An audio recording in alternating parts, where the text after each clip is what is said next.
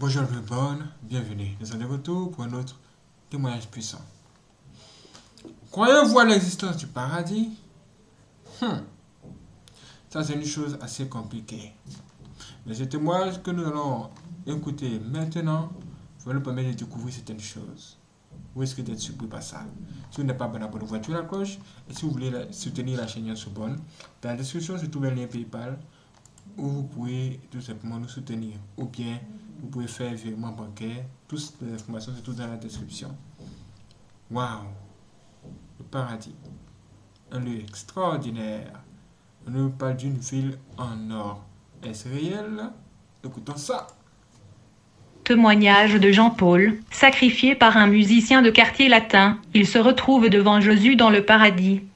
Je vous salue tous au nom de notre Seigneur Jésus-Christ. Je m'appelle Jean-Paul, je suis né dans une famille de 7 enfants, je suis l'aîné de ma famille. Mes parents étaient catholiques. Je travaillais à l'ambassade des États-Unis d'Amérique au Congo quand ce que je vais vous dire arriva. En fait, j'étais sacrifié par mon jeune frère qui était dans l'orchestre de quartier latin. J'étais frappé par un diabète mystique et je me suis retrouvé inconscient dans l'hôpital. Quand j'étais mort, je me suis retrouvé en dehors de mon corps. Je me tenais debout non loin de mon corps et je l'observais. Je pouvais voir d'autres malades tout autour de moi mais ils ne pouvaient pas me voir. J'ai vu le médecin qui couvrait mon corps avec une pagne qu'il a reçue de ma femme. Je me tenais debout à côté de mon corps et je l'observais. Puis j'ai quitté la salle d'urgence où mon corps était, et j'ai commencé à avancer vers la salle d'attente. Là-bas j'ai vu ma femme et tous mes enfants. J'ai vu mes frères et sœurs pleurer. Toute la famille était là en train de pleurer. C'était douloureux de voir ceci, mais il n'y avait rien que je puisse faire. Je les appelais mais personne ne pouvait m'entendre parce que j'étais dans une autre dimension. Pourtant je les entendais pleurer mais ils ne pouvaient pas m'écouter. J'essayais de les toucher mais je ne pouvais pas. Je pensais que la vie était tout ce que je pouvais toucher. Mais là j'étais mort et je me retrouvais dans une autre réalité. Quelques minutes plus tard j'ai quitté la salle d'attente et je suis sorti de l'hôpital. Mais quelque chose était étrange.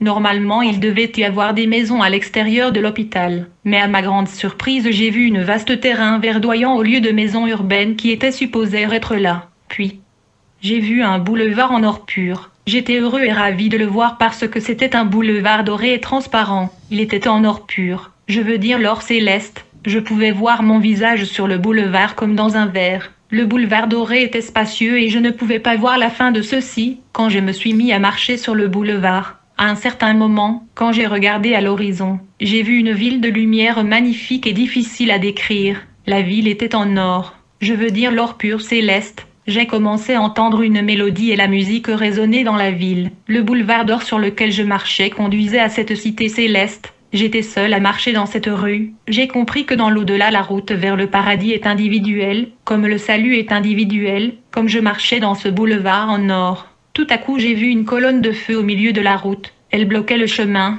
Puis j'ai entendu une voix retentir au milieu de la colonne de feu. La voix appela mon nom 3 fois et me dit « Jean-Paul.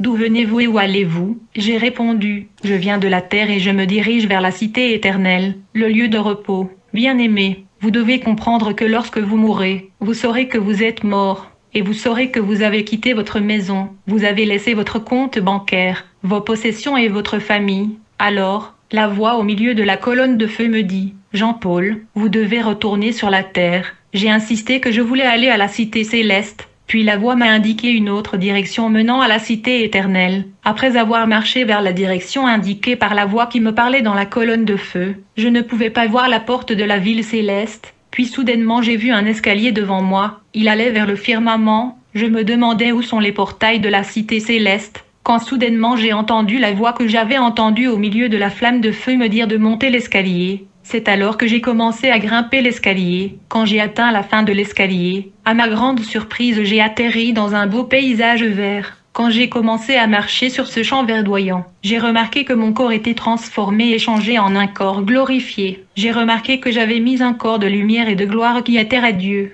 C'était un corps glorieux. J'étais tellement étonné de mon nouveau corps de gloire qui était éclatant que je le regardais et l'admirais. J'étais rempli d'un esprit de louange et de félicité. J'admirais mon nouveau corps de lumière. Mais quand j'ai soulevé ma tête, à ma grande surprise, j'ai vu un homme de lumière énorme. Il brillait et il était plein de gloire. Cet homme de lumière semblait occupé. Il était autour d'une table d'or qui n'avait pas de commencement et de fin. Cette table dorée allait aussi loin que les yeux pouvaient voir. Il y avait une serviette blanche dessus. Cet homme de lumière était occupé à arranger des fourchettes et cuillères dorées sur cette table. Quand cet être de lumière me regarda, j'ai remarqué que ses yeux étaient comme des flammes de feu. Je ne pouvais pas le supporter. Je couvrais mes yeux, et j'ai caché mon visage. Puis il me demanda, « Jean-Paul, où vas-tu comme ça ?»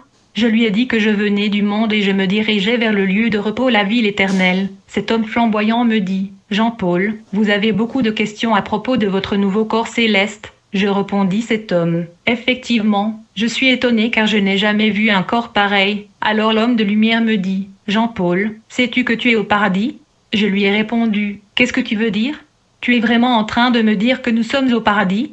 Si c'était le cas, j'aurais vu des anges et des chrétiens rachetés, mais vous semblez être seul ici. Vous me dites que nous sommes au paradis. Êtes-vous en train de dire que tous les morts en Christ sont ici dans cet endroit? Si c'est le cas, montrez-moi Abraham et je serai d'accord avec vous. Si vous me montrez le prophète Moïse, alors je serai d'accord avec vous. C'est alors que cet homme de lumière qui était resplendissant et étincelant me regarda. Il secoua la tête et sourit. Il m'a demandé, « Que veux-tu faire avec Abraham et Moïse ?» Je lui ai répondu, « Si vous me montrez Abraham et Moïse, je serai convaincu que je suis au paradis. » C'est ainsi que j'ai vu cet homme de gloire qui était Jésus-Christ lui-même s'éloigner de la table qui était interminable et il s'avança. Il semble qu'il signalait certaines personnes de venir à lui. Immédiatement j'ai vu deux anges de lumière resplendissants et rayonnants atterrir devant lui. Ces anges lumineux et brillants étaient radieux. Je me tenais là en train d'observer l'homme de lumière Jésus-Christ, alors qu'il parlait aux deux anges, comme s'il leur donnait des instructions précises. Aussitôt les anges se sont envolés et ils ont disparu. Après le départ des anges de lumière, j'ai vu Jésus continuer d'arranger les assiettes d'or et le coup d'or sur la table qui était interminable. Quelque temps après, j'ai vu les deux anges de réapparaître devant cet homme flamboyant qui était Jésus, mais j'ai remarqué une troisième personne au milieu d'eux. J'ai vu ces anges rayonnants de poser cet homme non loin de l'endroit où je me tenais. Entre-temps, l'homme de lumière Jésus-Christ était occupé à arranger les ustensiles sur la table. C'est alors que j'ai vu l'homme qui avait été emmené par les anges marcher non loin de moi. J'ai remarqué qu'il portait une ceinture dorée, qui était ornée des étoiles dorées. Je l'ai vu marcher non loin de moi et s'en aller. Quand il est allé loin, le Seigneur Jésus-Christ qui arrangeait la table me demanda, « Jean-Paul, avez-vous vu Abraham ?» J'ai répondu, « Négative, je ne l'ai pas vu. » Il m'a demandé, « Qui avez-vous vu ?» Je lui ai dit que j'ai vu un jeune homme qui marchait non loin de moi qui venait de partir. Bien-aimé, ce jeune homme qui venait de partir était le père Abraham. Il semblait avoir 17 ans. Il était comme un adolescent. Il était revêtu de la jeunesse et de l'immortalité. Puis Jésus m'a demandé, « Jean-Paul, es-tu vraiment un chrétien? Lisez-vous réellement la Bible ?»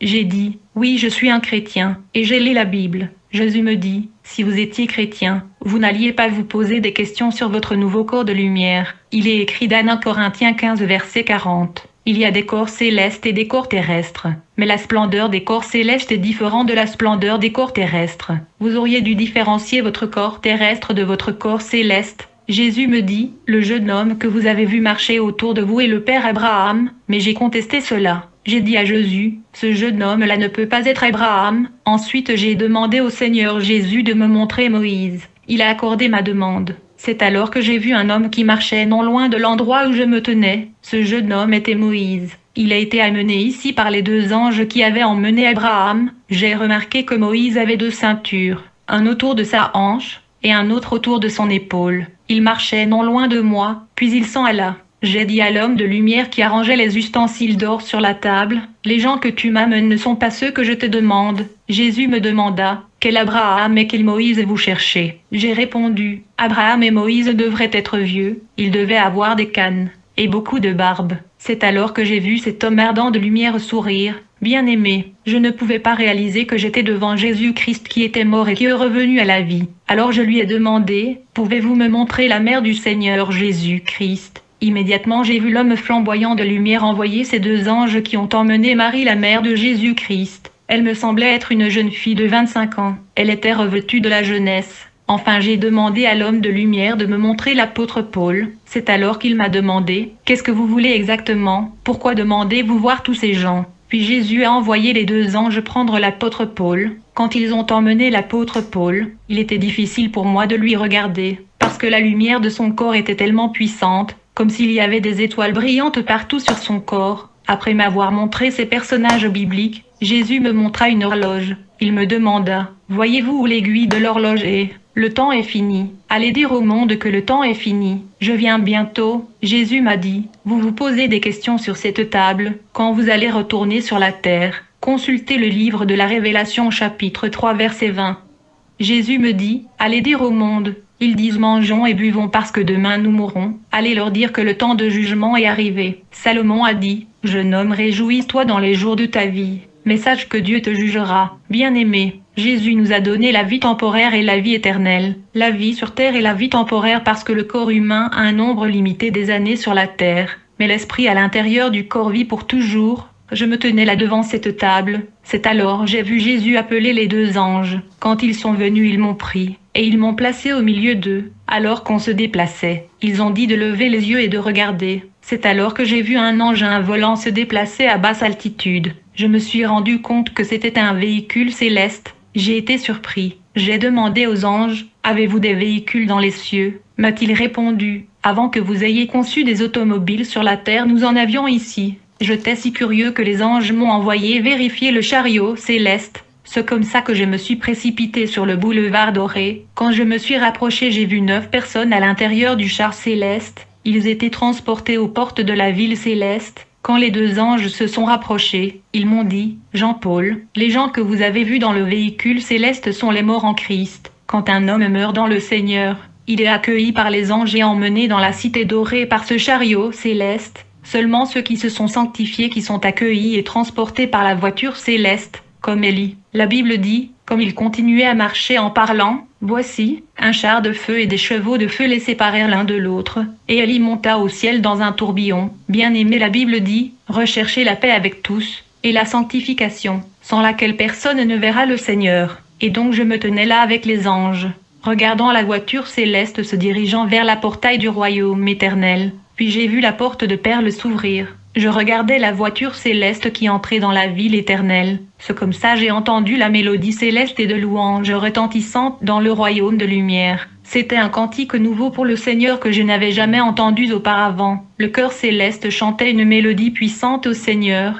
Je pouvais entendre le son des harpes et de trompettes retentir dans la ville éternelle. Les deux anges m'ont demandé, Jean-Paul, entendez-vous cette musique ? Ce qui se passe est que le Seigneur Jésus-Christ lui-même est en train d'accueillir les âmes qui sont nouvellement arrivées dans la ville, juste derrière la portail de perles. Ce sont des gens qui sont morts en Christ, et qui se sont sanctifiés. J'ai dit aux anges que je voudrais y aller pour que Jésus-Christ puisse me recevoir comme eux. Ils m'ont dit, vous n'êtes pas arrivés ici par la voiture céleste, donc vous ne pouvez pas être accueillis dans la ville comme c'est racheté. Je leur ai répondu, la portail de perles est encore ouverte. Laissez-moi y aller, ils m'ont dit, Jean-Paul, vous pouvez aller si vous voulez, mais nous ne sommes pas obligés de vous accompagner. De toutes les façons, tu ne pourras pas entrer. Aussitôt j'ai commencé à courir sur le boulevard doré vers la portail du paradis. J'ai remarqué que quand je courais vite, la porte se refermait plus vite. Si je ralentissais, la porte se fermait lentement. À chaque fois que j'accélérais, la porte se refermait plus vite. Quand je me suis rapproché de la porte, j'ai remarqué que l'espace était étroit. Je ne pouvais pas entrer.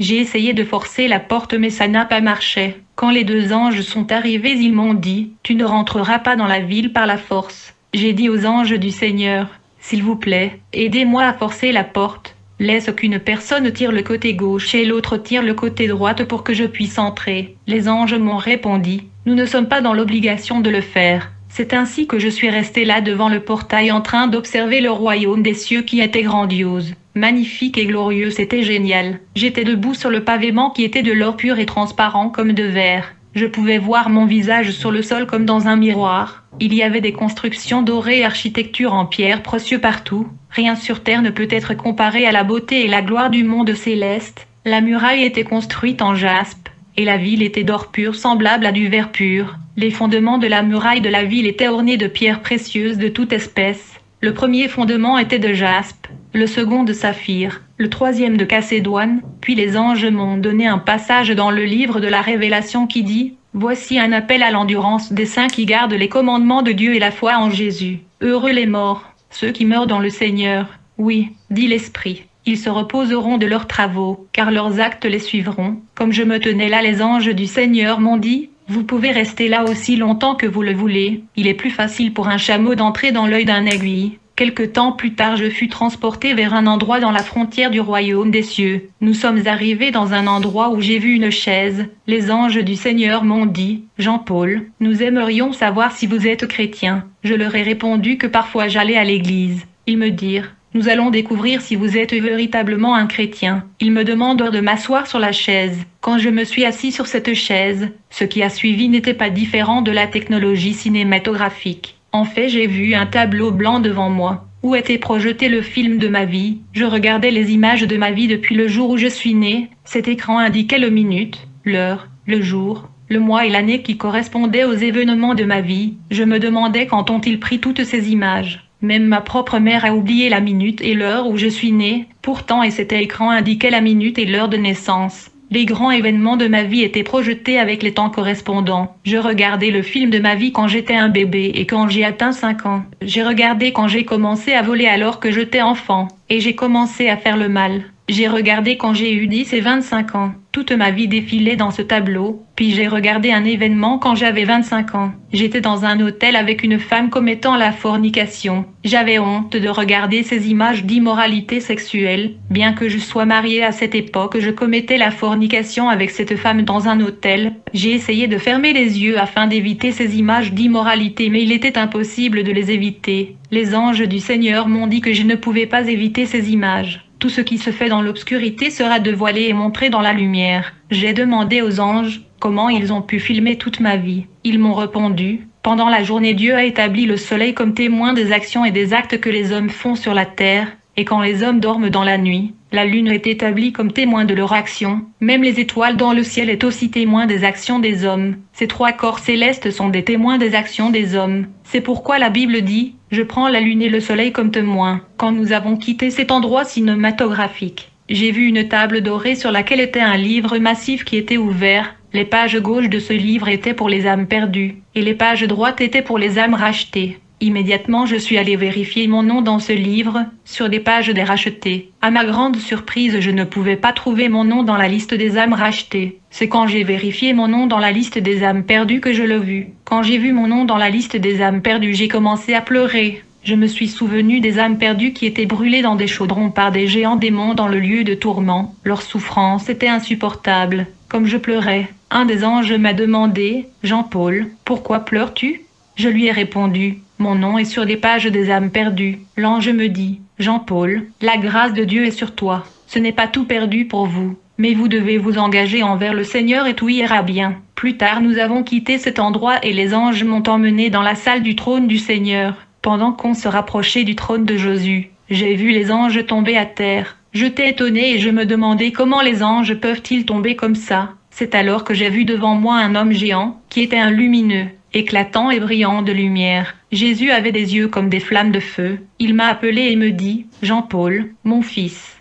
venez à moi. » Quand j'étais devant Jésus-Christ, j'étais rempli d'une paix que je n'avais jamais ressentie dans ma vie auparavant. J'avais des émotions célestes de joie et de satisfaction. Jésus m'a appelé et il m'embrasa. Jésus me demanda, « Mon fils, pourquoi ne vas-tu pas à l'église ?»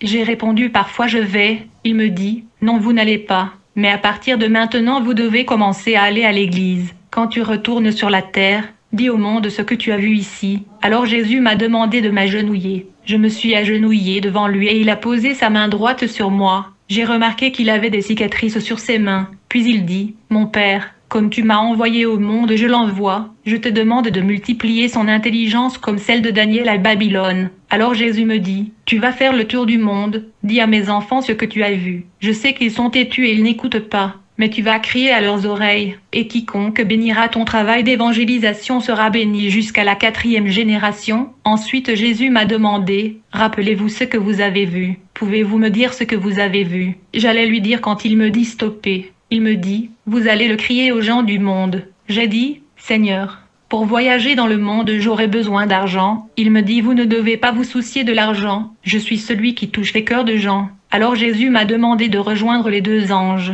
Mais j'ai résisté, parce que je pensais qu'ils allaient m'amener visiter les séjours de mort. Comme Jésus insistait, sa parole me remplit de paix. Et j'ai rejoint les 2 anges. Immédiatement Jésus a disparu. Les anges m'ont demandé, « Savez-vous la personne qui vous parlait ?» J'ai hésité de le répondre. Je leur ai dit qu'il avait des cicatrices sur sa main et ses pieds. Il y avait un sceau sur sa cuisse et son vêtement. Je demandais aux anges à propos de ce sceau. Ils m'ont dit de lire dans le livre de l'Apocalypse 16 verset 19, puis ils m'ont dit, la personne à qui vous parliez est le sauveur du monde entier. Il a été crucifié sur la croix par le monde. Il était mort et enterré, mais il est revenu à la vie, et il est assis à la droite de Dieu. Il a le clé de la vie et de la mort. Tout lui a été confié. Puis les anges m'ont dit, vous devez avertir le monde que la fin de toute chose est proche. Dis-leur, parce qu'ils sont têtus, dites-leur de fuir la colère à venir parce que le temps est écoulé. Le temps vient où le Père va courir dans sa direction, et le Fils va courir dans sa direction. Le Fils de Dieu est sur le point de juger le monde. Comme nous étions en train de se déplacer dans ce royaume céleste, j'étais emporté par la beauté, puis j'ai vu un arbre énorme avec des feuilles vertes. Sous cet arbre j'ai vu un cheval blanc, je veux dire plus blanche que la neige. Le cheval blanc brillait. Je voyais un ange arranger des équipements de guerre sur le cheval. Un autre ange prenait également soin de ce cheval. Puis j'ai remarqué sur ce cheval blanc le sceau que j'ai vu sur le vêtement et les pieds de Jésus. Il est écrit dans le livre de l'Apocalypse chapitre 19 verset 16. Il avait sur son vêtement et sur sa cuisse un nom écrit, Roi des rois et Seigneur des seigneurs. Dans l'Apocalypse 19 verset 12 la Bible dit, ses yeux étaient comme une flamme de feu, sur sa tête étaient plusieurs diadèmes. Il y a un jour où le cavalier du cheval blanc montera ce cheval, il va rassembler les armées des cieux et il descendra sur la terre pour conquérir les forces de mal et pour juger les nations de la terre. Il est écrit, et j'ai vu le ciel ouvert, et voici un cheval blanc, et celui qui le montait fut appelé fidèle et véritable, et en justice il juge et fait la guerre. Puis les anges me dirent, Jean-Paul, tu dois maintenant visiter les armées du Seigneur. Quand on s'approchait des armées célestes, je remarquais qu'ils étaient comme des nuages. Ils étaient assemblés comme s'il y avait une campagne militaire en cours. Ils tenaient des épées et ils étaient prêts pour la bataille. Ces soldats angéliques étaient volumineux, massifs et grands. En fait, j'ai vu 3 sortes des anges dans le monde céleste. Les anges qui avaient 2 ailes sont des messagers envoyés aux enfants de Dieu partout dans le monde. J'ai aussi vu les anges ayant 4 ailes. Ceux-ci sont des anges de guerre.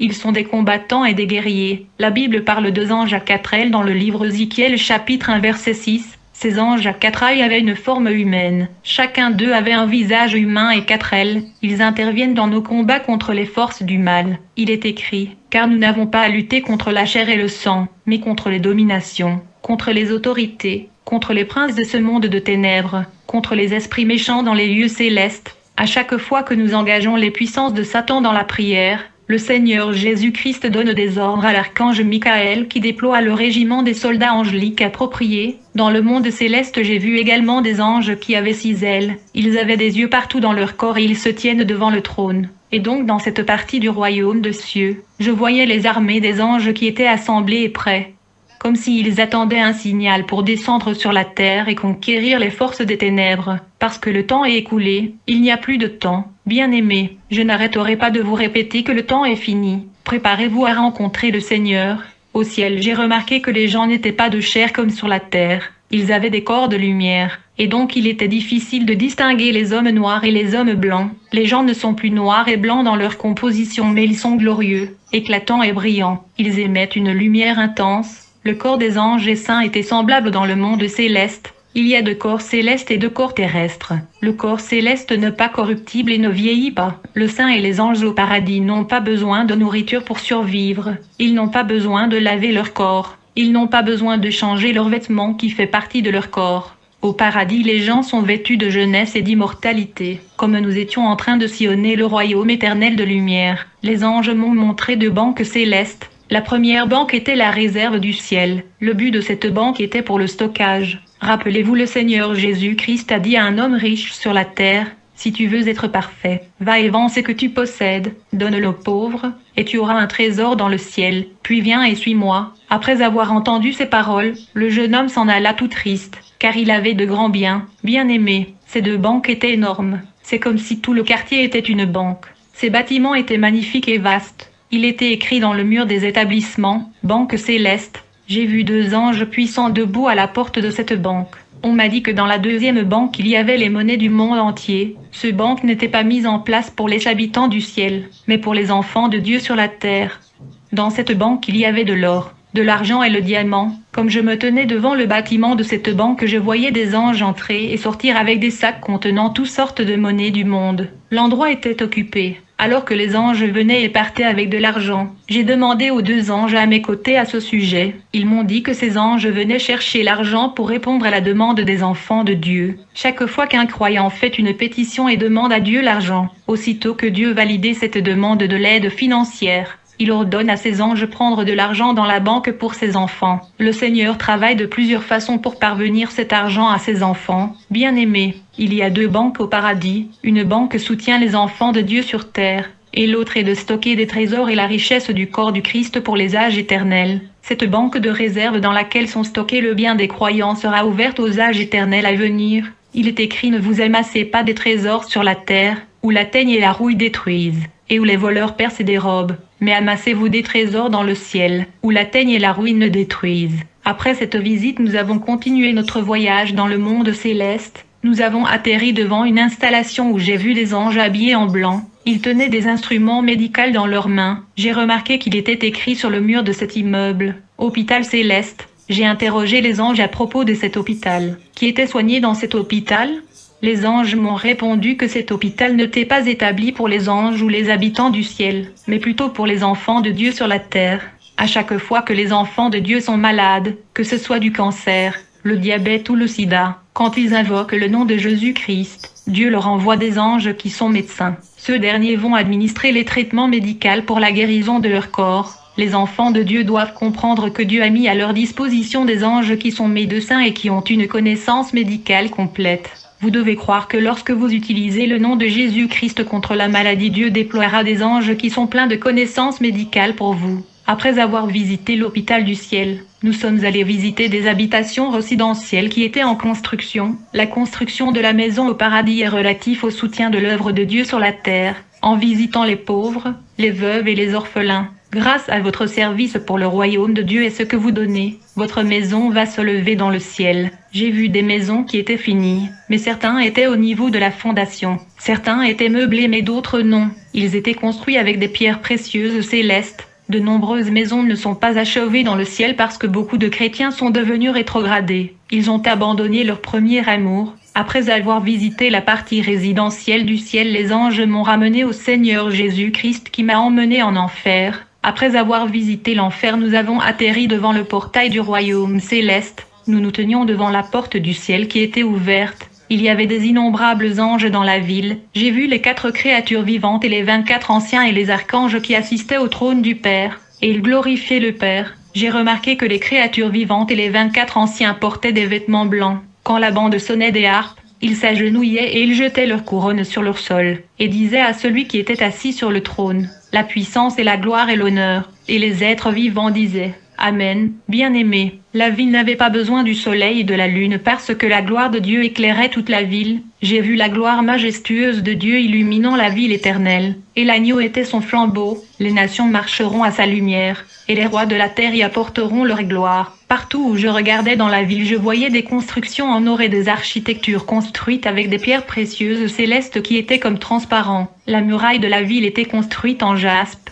et la ville était d'or pur, semblable à du verre pur. Les fondements de la muraille de la ville étaient ornés de pierres précieuses de toute espèce. Le premier fondement était de jaspe, le second de saphir, le troisième de Chalcédoine, le quatrième d'émeraude. Voyant ceci, je ne voulais plus retourner sur terre, je voulais rester. Mais le Seigneur me dit: Jean-Paul, ceci n'était pas le moment, tu as une mission à remplir sur la terre. Mais, notez que ceci est l'endroit que j'ai préparé pour mon peuple. Ils se reposeront de leur œuvre, ils seront pour toujours en paix. Je serai avec eux, et ils seront mon peuple. J'essuierai les larmes de leurs yeux, et la mort ne sera plus. Et il n'y aura ni deuil, ni cri, ni douleur, car les premières choses seront disparues. Jésus me dit: Tu as vu la gloire du royaume éternel. Va dire au monde que le diable était ici dans cette gloire. C'est pourquoi il ne veut pas que l'humanité expérimente cette gloire. Par celui il est expulsé pour toujours, et il sera jeté dans. Celui qui soutiendra l'évangile avec son argent, je le bénirai jusqu'à la 4e génération. Puis Jésus me dit: Jean-Paul, retourne sur la terre.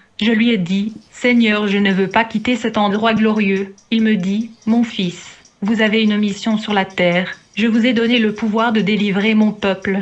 Beaucoup d'entre eux sont en esclavage et dans des chaînes. Mais le temps est court. Bien-aimé, quand j'ai regardé l'horloge céleste, j'ai vu qu'il était 12 heures. Puis Jésus me dit, comme vous pouvez le voir, il est temps. Allez à dire aux habitants de la terre, il n'y a plus de temps. Personne n'entrera dans la gloire si ce n'est par moi. Je suis la porte. J'ai le clé de la vie et de la mort. Quand j'ouvre, personne ne peut fermer. Tout pouvoir est entre mes mains. Bien-aimé, j'étais déclaré mort à minuit, et je suis revenu à la vie à 5 heures du matin.